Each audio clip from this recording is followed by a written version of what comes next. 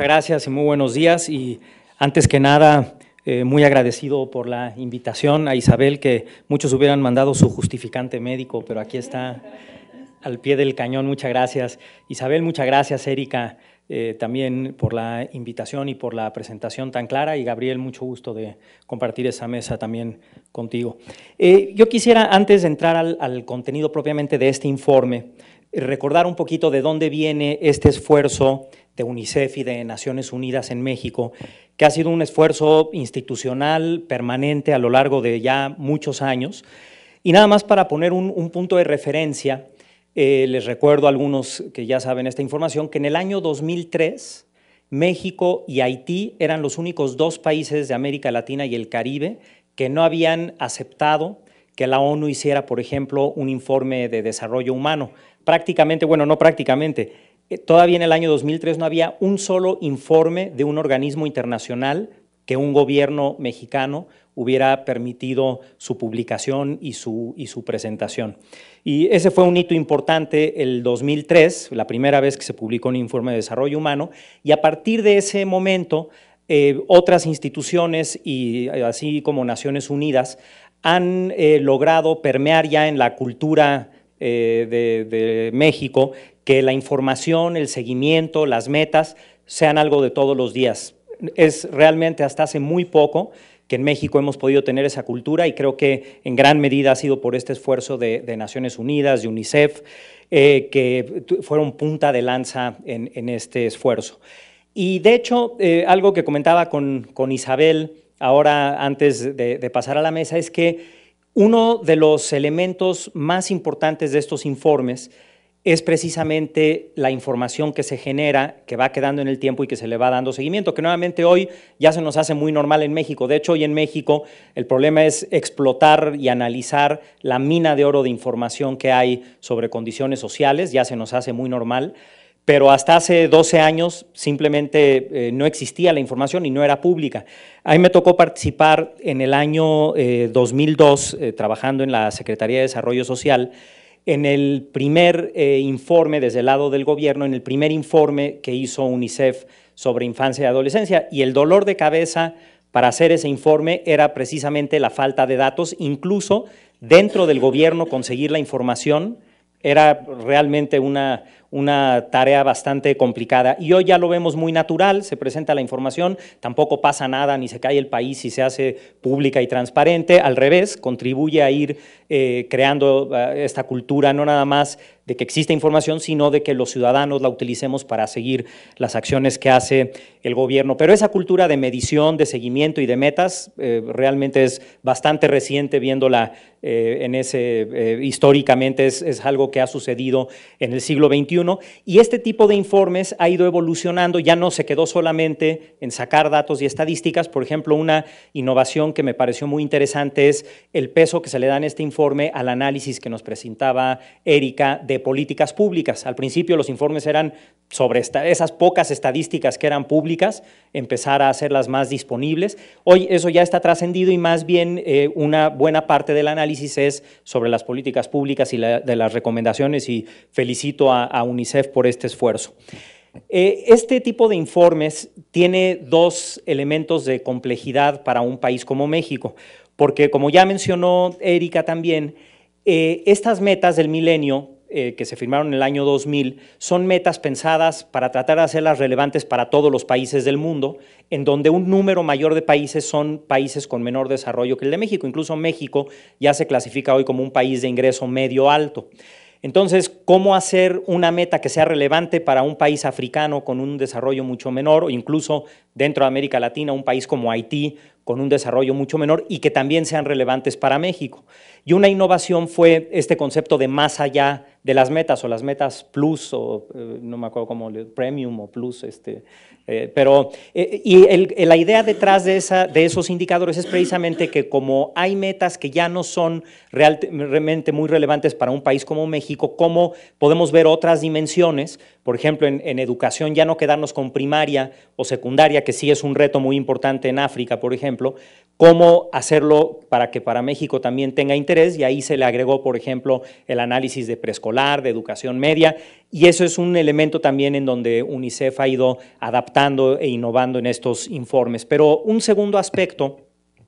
que es tal vez el más importante, es que para hacer relevante un informe de este tipo para México, si se ven solamente los promedios nacionales, nos podemos llevar una impresión muy equivocada. Tal vez en promedio vamos bien, como ya se vio en muchos indicadores, pero no nos vayamos más lejos. Si lo desagregamos por áreas geográficas, urbana y rural, el panorama es muy, muy distinto, y eso es porque México es un país con una enorme desigualdad, así ha sido, sigue siendo uno de los países con mayor desigualdad en el mundo, y si ese elemento no se introducía en el informe, pues iba a dar esta apariencia de que tal vez fuera de la meta de mortalidad materna, bueno, ya estamos en el primer mundo, no hay nada que hacer, y realmente no. Por ejemplo, el informe tiene un análisis muy detallado de los 125 municipios con menor desarrollo, y ahí se puede ver que incluso se parece más al panorama que se ve en algunos países africanos que a un país como el promedio de América Latina. Incluso los indicadores de asistencia a la primaria, asistencia a la secundaria o algunos de salud son indicadores que realmente, si nada más nos dieran ese dato, ni pensaríamos que estamos hablando de México. Entonces, esa dimensión de desigualdad es algo que ha caracterizado ya a los últimos informes de UNICEF, y creo que muy claramente nos da ese panorama de diferencias por género también, urbanos, rurales, y por ejemplo, pertenencia a grupos indígenas. Son unos resultados realmente que sorprenden mucho, nuevamente porque parece que estamos hablando de otro país con un desarrollo mucho, mucho menor. Y quisiera destacar muy rápidamente cuatro temas que aborda el informe, muchos de ellos ya aquí comentados por Erika, y tratarlos de poner en una perspectiva un poquito más general. El primero es este tema de las inequidades geográficas y de grupos indígenas, sobre todo lo urbano-rural, porque lo que nos dicen estos números de manera muy clara es que, si bien sí hay un avance en muchos indicadores y en muchos espacios, todavía tenemos un muy buen número de municipios y una proporción de población bastante importante que no va a cumplir la gran mayoría de estas metas. Si bien como país en promedio las vamos a cumplir, en muchos de los 125 municipios no se va a reducir la pobreza a la mitad, no va a caer la mortalidad infantil como se espera, tampoco, por supuesto, la mortalidad materna. Y eso en parte es entendible viendo el desarrollo de México de los últimos años, porque siendo un país tan desigual, se han ido quedando algunas zonas del país totalmente en el subdesarrollo, ya no digamos en el siglo pasado. Y esa pobreza y esas condiciones sociales son las más difíciles de atender por el aislamiento de la población, la dispersión, pero nuevamente viendo esos 125 municipios y poniéndolos en el contexto de México, si lo pusiéramos en uno de los mapas, se verían 125 puntitos en un país muy grande, y la pregunta es si un país como México, con los recursos que tiene, realmente no es capaz de mejorar las condiciones sociales en esos 125 municipios. Generalmente en las políticas públicas tendemos a tratar de resolverlo todo y perdemos de vista que esos mismos 125 municipios, si nos vamos hace 10 años, son también los mismos 125 que estaban más rezagados, 10 años atrás igual, y así sucesivamente hasta donde existe información. Y un aspecto que es un poco preocupante de esta evolución es que, de hecho, en México se ha reducido la desigualdad en el siglo XXI. Este es un patrón que se ve en prácticamente todos los países de América Latina, una reducción en el índice que se usa para medir la desigualdad, que es el índice de Gini, una reducción de alrededor de 10%, que es bastante significativa. En México también se ha reducido 10% la desigualdad entre 2000 y 2012, pero cuando uno ve cómo se redujo o en dónde es donde está reduciéndose o cuáles son los grupos de la población que está mejorando, si tomamos esas gráficas de Erika que tenían al 10% más pobre, a los deciles, luego el 20%, hasta el 10% más rico, lo que se ve es que los que han mejorado son los que están en medio de la distribución. Las clases medias, o lo que podemos pensar como una clase media baja, es lo que ha ido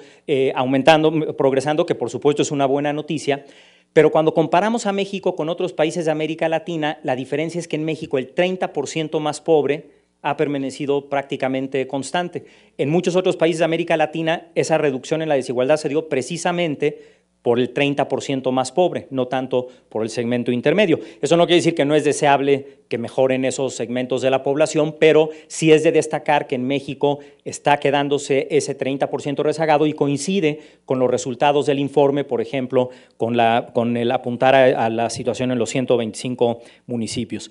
Un segundo tema que me parece muy importante del informe es la que presentaba Erika, la distribución del logro en mortalidad materna, unas diferencias enormes, y aquí creo que es además especialmente alarmante. En el primer informe que salió de UNICEF, donde tuve yo oportunidad de participar, precisamente el foco rojo que se veía, esto es hace más o menos un poquito más de 10 años, el foco rojo que se veía era el de la mortalidad materna. Las proyecciones que había de las otras metas,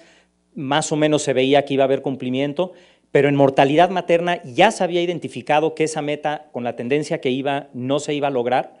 y es alarmante que más de 10 años después tengamos exactamente la misma conclusión. El talón de Aquiles visto en las 8 metas sigue siendo la mortalidad materna, y creo que esa es una pregunta importante que abre el informe. Un tercer elemento que tiene que ver más con lo de más allá de las metas es que también este informe nos permite ver muy claramente temas que no habían tocado otros informes, como por ejemplo los jóvenes que no estudian ni trabajan. El tema, hay una de las gráficas que a mí más me sorprendió fue la que mostraba Erika del patrón de mejora en la condición de salud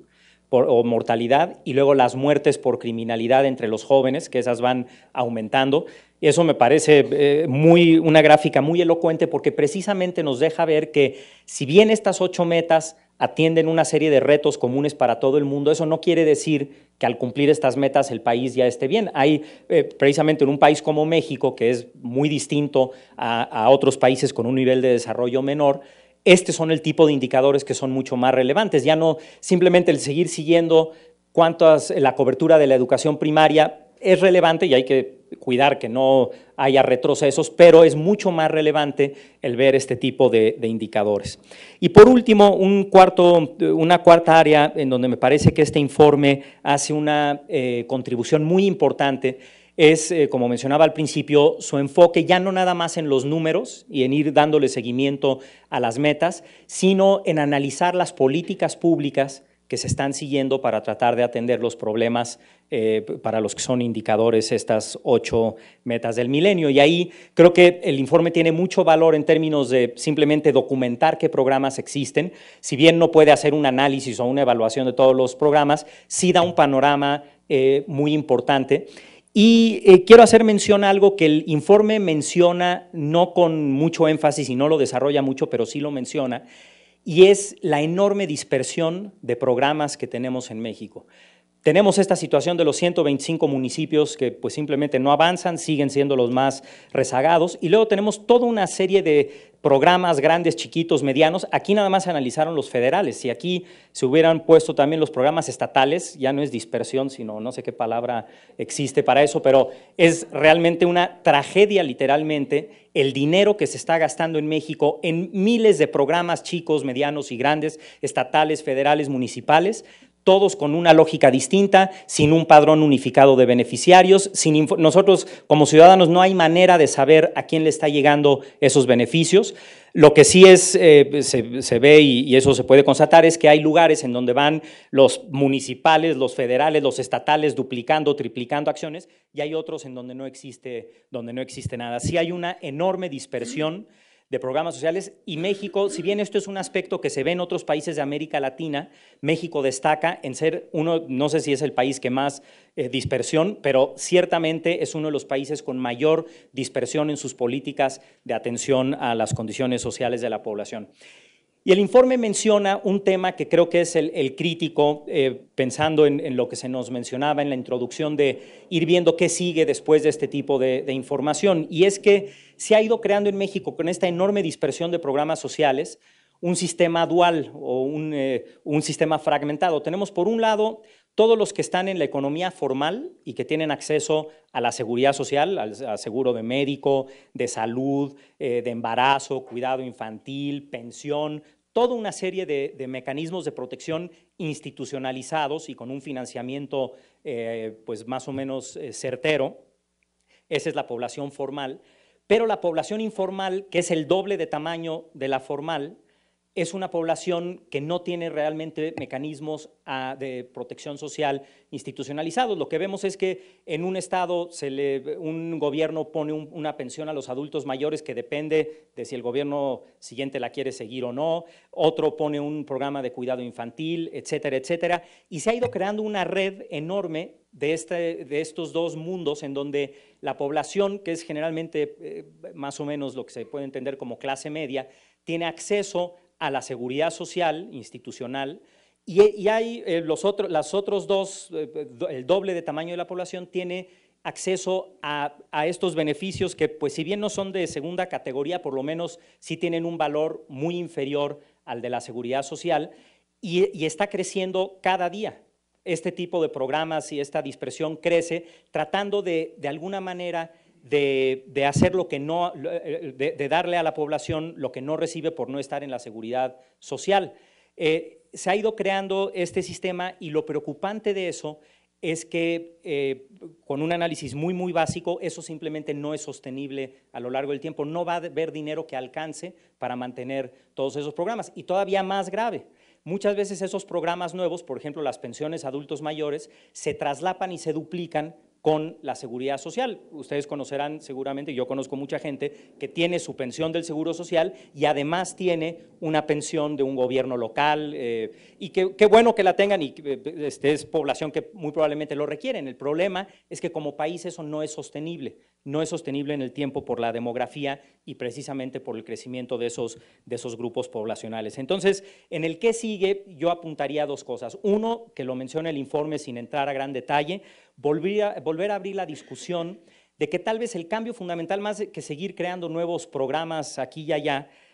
tal vez hay que realmente tomar en serio el tema de la seguridad social universal, es decir, que todo mundo por el simple hecho de nacer en México tenga derecho a una serie de beneficios o de mecanismos de protección, no importa que sean las niñas indígenas en Chiapas o un joven de clase media de la Colonia del Valle o quien sea, por el simple hecho de nacer en México, que tenga acceso a esos mecanismos de protección social, un sistema unificado, ordenado, que no duplique, no triplique, que sea sostenible en el tiempo y que le garantice la protección que necesita cada grupo y en especial los jóvenes y las niñas. Creo que esa discusión, este informe invita a abrir esa discusión y a tomarla mucho más en serio. Y un segundo tema que creo que abre el informe, o por lo menos de la lectura del informe surge, es que, dadas las grandes inequidades que hay en México, no parece lógico ni automático que estos grupos, por ejemplo, los 125 municipios o los grupos menos favorecidos, de la noche a la mañana vayan a poder transformarse y acceder a las oportunidades de desarrollo. Claramente llevan ahí años y décadas y no hay nada en el panorama que haga pensar que esa situación va a cambiar en el futuro cercano. Por ejemplo, porque este tipo de alternativas como la protección social universal realmente no está en la agenda. Y sobre todo, en el momento actual de México, en el que en estos 2 años con el impulso a las reformas estructurales, que yo creo que pueden ser muy positivas, pero abre la pregunta de si estos grupos de la población van a poder acceder a esas oportunidades. Nuevamente, un niño en Chiapas o una niña en Chiapas en un pueblo indígena se va a beneficiar de la reforma energética. Creo que no es automático, probablemente sí y ojalá, pero creo que no es automático y por lo menos es algo que este informe invita a discutir. Por ejemplo, no haría sentido una política social que se enfocara a habilitar a toda la población y a garantizar que toda la población realmente se pudiera beneficiar de estas nuevas oportunidades que se van a generar. Creo que esa es una discusión que muy probablemente se dará a la luz de este informe enormemente rico en información, en análisis y en propuestas también. Así es que nuevamente felicidades a UNICEF por seguir con este tema por muchos años en México, seguir insistiendo en la transparencia, en las metas, en seguir los objetivos y en sobre todo abrir nuevas discusiones con un análisis tan rico. Muchas gracias.